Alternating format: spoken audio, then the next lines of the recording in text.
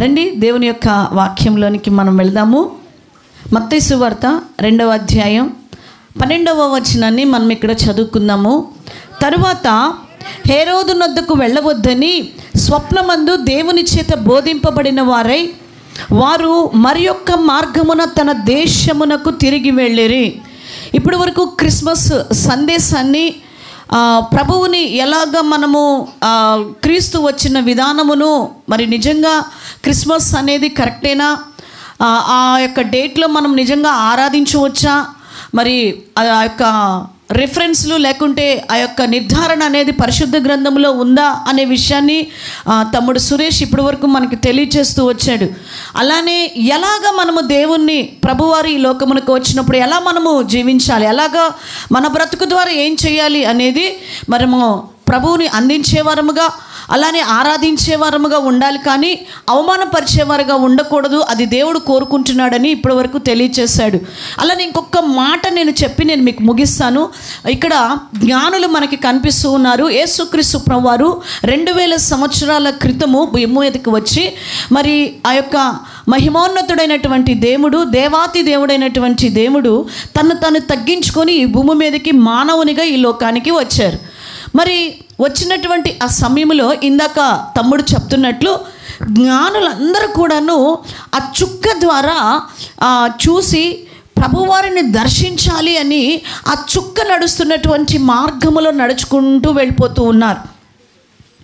ఆ నక్షత్రము నడిపిస్తున్నటువంటి మార్గములో జ్ఞానులు వెళ్ళిపోతూ ఉన్నారు. అయితే సడన్గా వాళ్ళకి ఒక ఆలోచన వచ్చేసింది. ఏంటి ఆలోచన అనగానే, హేరోదు రాజు గారిని కలిస్తే ఇంకా త్వరగా వెళ్ళగలుగుతామేమో, ఆయన కూడా ఒక రాజు కదా, మరి ఇతను కూడా రాజు కాబట్టి రాజుగారిని సంప్రదిస్తే త్వరగా వెళ్ళిపోతామేమో అనేటువంటి ఒక ఆలోచనతో దేవుడు నడిపిస్తున్నటువంటి ఒక మార్గాన్ని పక్కన పెట్టేసి వారి యొక్క సొంత జ్ఞానముతో రాజు దగ్గరికి వెళ్ళటాన్ని మనం చూస్తూ ఉన్నాం. ప్రియ సహోదరి సహోదరుడా, ఈరోజు యేసుక్రీస్తు ప్రభువారు ఈ భూమి మీదకి వచ్చి నీకు ఒక మార్గాన్ని చూపించారు.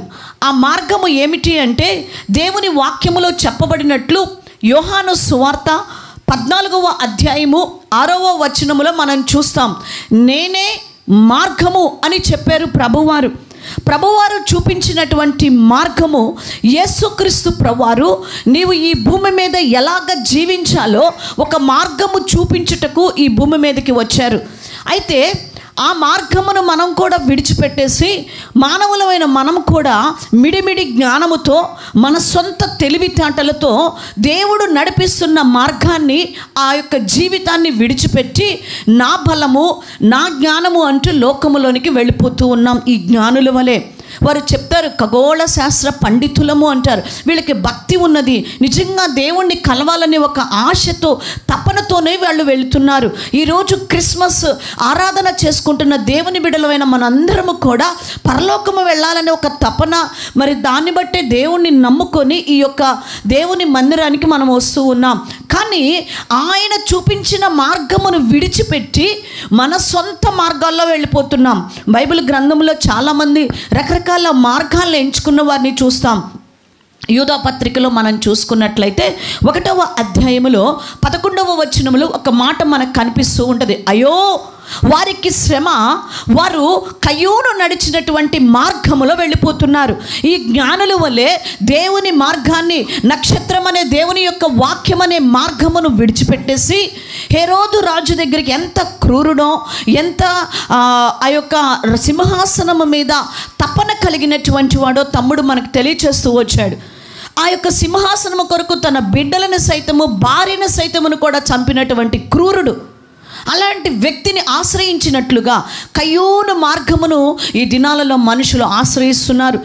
ఆ మార్గాన్ని, దేవుని మార్గాన్ని, నేనే మార్గమని చెప్తున్న దేవుణ్ణి, సత్యమైన మార్గాన్ని విడిచిపెడుతూ ఉన్నారు. ప్రియమైన దేవుని బిడ్డలారా, ఆ మార్గమును విడిచి కయ్యూను మార్గాన్ని ఎంచుకుంటూ ఉన్నారు. ఈరోజు జ్ఞానుల్లాగా పక్కకెళ్ళిపోతూ ఉన్నారు. నిజమైన క్రిస్మస్ జీవితంలో వారి హృదయాల్లోనికి ఆహ్వానించలేకపోతూ ఉన్నారు. ప్రియ సంగమా, కయ్యూను మార్గము మనకి తెలుసు ఎంత క్రూరమైన మార్గమో. సొంత తమ్ముడిని దేవుడు హెచ్చిస్తుంటేనే ఓర్వలేకపోయాడు. సొంత తమ్ముడిని ఆశీర్వదిస్తుంటే తట్టుకోలేకపోయాడు. ఆ యొక్క కయ్యూను మార్గం, అది తట్టుకోలేక అసూయతో ద్వేషముతో అతన్ని చంపినటువంటి క్రూరుడు కయ్యూను. ఈరోజు దేవుని మార్గాన్ని విడిచిపెట్టి అసూయతో ద్వేషముతో కక్షతో ఈ ఆస్తి కావాలి ఆ ఆస్తి కావాలి అని సంపాదనల కొరకు పరిగెత్తుతూ ఉన్నారు. తల్లిదండ్రులు బ్రతికుండగా చంపేసి మరి ఆస్తిని లాక్కుంటూ ఉన్నారు. వారిని రోడ్డు మీద వదిలేసి వచ్చేసి ఆస్తిని సొంతం చేసుకుంటున్నటువంటి దుర్మార్గులు ఉన్నారు, కయ్యూను దుర్మార్గులు. ఈరోజు యేసుక్రీస్తు ప్రభువారు ఎందుకు భూమి మీదకి నీకు వచ్చాడు? అక్రమమైన సంపాదనని మనము సంపాదించుట కొరకు కాదు. అసూయతో ద్వేషముతో నీవు ఈ భూమి మీద జీవించాలని దేవుడు ఈ భూమి మీదకి రాలేదు. దేవుని మార్గము, ప్రభువు మార్గము ప్రేమ మార్గము, ఆయన శత్రువులను సైతము ప్రేమించిన మార్గము. ఆ కింద చదువుతాం మళ్ళీ అదే యూదపత్రిక 1:11 మరొక మార్గము చూస్తాము. బిలాము నడిచిన మార్గములో నడిచారంట. ఎవరి మార్గము? బిలాము నడిచిన మార్గం. పేతురు రాసిన 2వ పత్రిక 2:15 కూడా చెప్తాడు, అయ్యో వారు బిలాము నడిచినటువంటి తప్పుడు మార్గములో వారు నడిచారు. ఏంటి బిలాము మార్గం? ఒక దైవ సేవకుడు, ప్రవక్త, దేవుని చేత దేవుని వాక్కు వస్తే సువార్తను అందించవలసినటువంటి ప్రవక్త. కానీ ఏ మార్గాన్ని ఎంచుకున్నాడంటే అప్పళంగా డబ్బులు వచ్చేయాలనే మార్గాన్ని ఎంచుకున్నాడు. దేవుని మార్గాన్ని పక్కన పెట్టేశాడు. ఈ జ్ఞానుల్లాగా త్రోవ తప్పిపోయారు వాళ్ళు. హేరోదు దగ్గరికి వెళ్ళిపోయినట్టు ఈరోజు ఏర్పరచబడిన వారు సైతం కూడా పక్కకి వెళ్ళిపోతున్నారు. ఇందాక తమ్ముడు చెప్పినాడు, క్రిస్మస్ అంటే ఆర్భాటములతో ఇంకేదేదో చేస్తూ ఉన్నారు. కానీ మనం ఆ పని చేయలేదు. ఈ నెలంతా కూడా నిజంగా క్రిస్మస్, ఈ నెలంతా కూడా ప్రతి చోట కూడా మన యొక్క కుటుంబాలలో గృహ ఆశీర్వాద కూడికల ద్వారా ప్రతి చోట దేవుని వాక్యాన్ని సువార్తని అందిస్తూ వచ్చాం. దేవునికి మహిమ కలుగును గాక. హల్లెలూయా.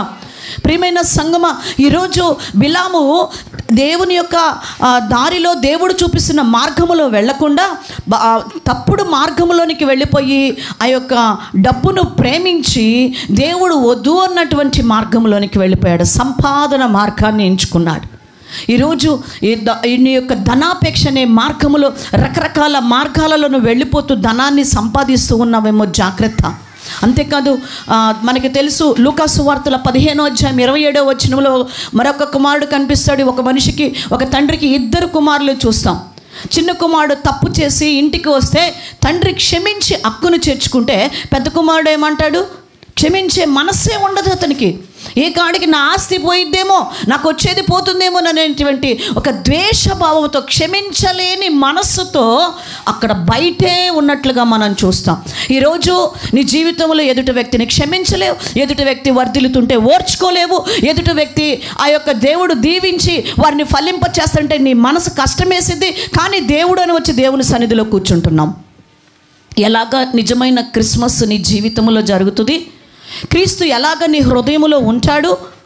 అయితే జ్ఞానులు ఒక పని చేశారు. అక్కడ వారు చేసిన పొరపాటు, అక్కడికి వెళ్ళి దేవుణ్ణి కనుగొని ఆరాధించిన తర్వాత దేవదూత ద్వారా ఒక మాట దేవుడు చెప్పాడట. ఏమని చెప్పాడు? అక్కడ మరలా చదువుదాం. తర్వాత హేరోదు నద్దకు వెళ్ళవద్దని స్వప్నమందు దేవుని చేత బోధింపబడిన వారై వారు మరి యొక్క మార్గమున తమ దేశానికి ఏ మార్గాన్ని ఎంచుకున్నారంట? మరి యొక్క మార్గం. హేరోదు మార్గాన్ని విడిచిపెట్టేశారు. వాళ్ళు వచ్చినటువంటి మార్గములో ఎన్ని పొరపాట్లు చేశారో ఆ మార్గాన్ని విడిచిపెట్టారు. నిజమైన క్రిస్మస్ అంటే ఏంటంటే గత సంవత్సరంలో నువ్వు చేసిన ప్రతి పొరపాట్లను, ప్రతి ద్వేషమును, దేవునికి వ్యతిరేకమైన ప్రతి వంకర మార్గాన్ని విడిచిపెట్టి నీ జీవితాన్ని సరిచేసుకొని సరైన మార్గములో నువ్వు వెళ్ళాలని దేవుడు ఆశపడుతూ ఉన్నాడు. హల్లెలూయా. జ్ఞానులు చేసిన పొరపాటు మనము చేయకూడదు. గడిచిన సంవత్సరములో ఎన్ని ఆదివారాలు దేవుని సన్నిధికి మానేసి బిలాము ప్రేమించినట్లుగా సంపాదన కొరకు నువ్వు పరిగెత్తావు. దేవుని సన్నిధిని పక్కన పెట్టేసి, దేవుని యొక్క ఇచ్చినటువంటి కుటుంబాన్ని పక్కన పెట్టేసి, దేవుడిచ్చినటువంటి ఆశీర్వాదాలను పక్కన పెట్టేసి, ఆత్మ సంబంధమైనవి, శరీర సంబంధమైన వాటి కొరకు ఎంతగా పరిగెత్తావు. నీకు ఇచ్చిన భర్తను పక్కన పెట్టేసి వేరొకరి కొరకు పరిగెత్తినటువంటి దినాలు. కానీ నిజమైనటువంటి క్రిస్మస్ అని ఆరాధిస్తున్నావు నువ్వు. జాగ్రత్త. ఈరోజు దేవుడు మనల్ని హెచ్చరిస్తున్నాడు. ఈ క్రిస్మస్ సంతోషమే.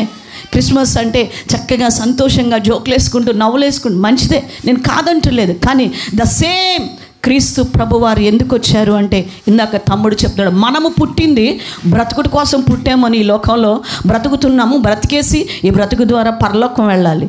కానీ యేసుక్రీస్తు ప్రభువారు భూమి మీదకి ఎందుకు పుట్టారు అంటే, ఆయన మన కొరకు మరణించుట కొరకు పుట్టారు. మన కొరకు మరణించుట కొరకు పుట్టారు. ఆ మరణమునకు, ఆ బ్రతుకుకు అర్థము లేనటువంటి క్రిస్మస్ వ్యర్థము అని దేవుడు ఈ ఉదయకాల సమయములు మనకి తెలియచేస్తూ ఉన్నాడు. ప్రియ సంగమా, నువ్వు ఎలాంటి మార్గంలోకి వెళ్ళిపోతున్నావు? హేరోదు వలె, హేరోదు దగ్గరికి జ్ఞానులు వెళ్ళిపోయినట్టు వంకర మార్గాలు ఒకవేళ ఈ గడిచిన నీ జీవితంలో ఉంటే ఆ మార్గమును విడిచిపెట్టి జ్ఞానులు తమ తప్పు తెలుసుకొని దేవుడు చెప్పిన మరలా ఆ మార్గంలో వాళ్ళు వెళ్ళిపోయారంట. ఏమండి, అక్కడ ఒక మాట ఉంటుంది, రాజు దగ్గరికి వెళ్ళారు కరెక్టే, రాజుకు కూడా సరిగ్గా తెలియలా ఎక్కడున్నాడని చెప్పాడు. బెత్లెహేములోనే ఉన్నాడంట అన్నాడు కానీ, యోదయ బెత్లెహేములోనే ఉన్నాడంట అన్నాడు కానీ కరెక్ట్గా పలానా ఇల్లు అడ్రస్ ఏమైనా తెలిసిందా? తెలియలా. మళ్ళా వాళ్ళు ఎలాగెళ్ళాల్సి వచ్చింది? మరలా నక్షత్రం ద్వారానే పోవలసి వచ్చింది. పరలోకానికి మార్గము యేసే.